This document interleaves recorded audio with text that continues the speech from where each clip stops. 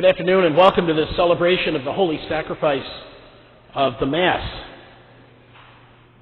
As Father pointed out, in just a few hours, the linens on the altar will change. Father's vestment will no longer be purple. And we will welcome the newborn King. But it's important to realize that it's not essential that we wait till Christmas in order to meet Jesus.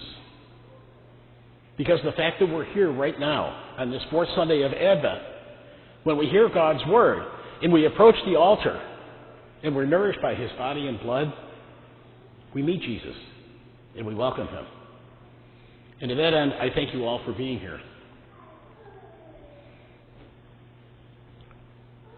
There is something that not a lot of people really think about, but it's something that is absolutely essential that we need to have every single day of our lives.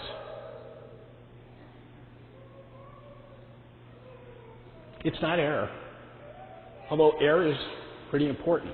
And it's not food and water, although they're essential.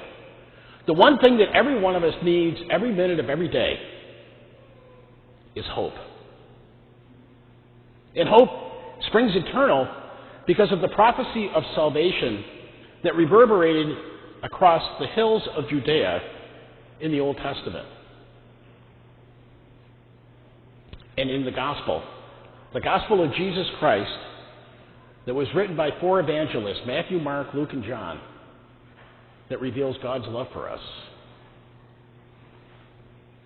In the Gospel that we just heard here, from the first chapter of Luke, we hear the story of the Annunciation. And in that story, God sent an archangel named Gabriel, to a town called Nazareth, to a virgin whose name was Mary. And he announced to her that she would conceive and that she would bear a son, and his name would be Jesus. My friends, this is the reason for our hope.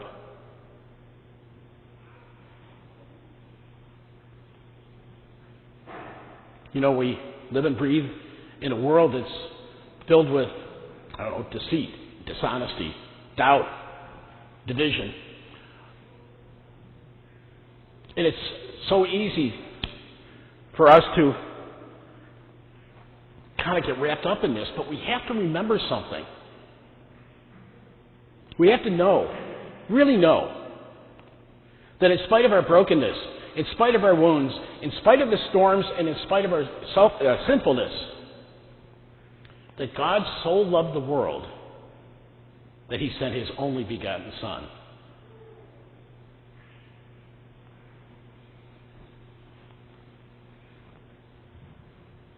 There are many, I guess I would call, ideologies out there that are being promoted that seem to be in stark contrast with the message of the gospel. And a lot of times when we hear these things, it can induce a sort of anxiety, fear, confusion. But I just want to ask you one question.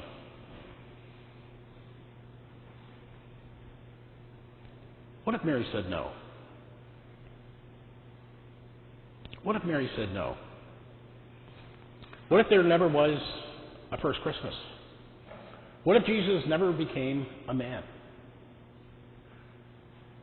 What if He never cured the lepers and healed the blind and the deaf and the lame? What if He never cast out demons? What if He never died on a cross or rose from the dead? What do you think would have become of the world?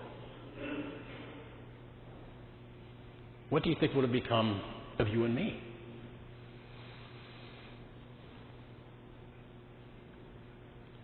But the truth is, He did come. And He did do all those things that I mentioned. And once again, that's the reason for our hope.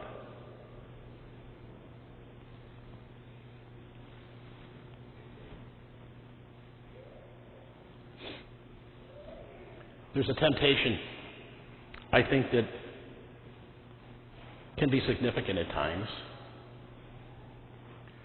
There's a temptation that when we get wrapped up in all the negative things in the world that we have this feeling of helplessness, this feeling of frustration. As I mentioned before, this feeling of anxiety. But the important thing to keep in mind is that God planned from the beginning of the world that Mary would be the mother of God. He insisted that she was full of grace and that she found favor with God.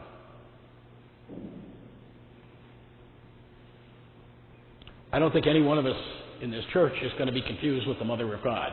We're not going to be called that. But at the same time, we can be infused with an abundance of grace. And we too can find favor with God. When we become a people of prayer and sacrament, when we commit ourselves to a life of generosity, gratitude, and goodwill, when we walk humbly with God, we imitate Mary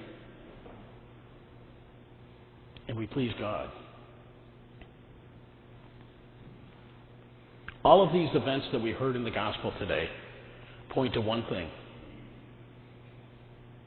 And that one thing is that in God's eyes, you are very special. In God's eyes, you are incredibly valuable. And in God's eyes, you are infinitely loved. Merry Christmas.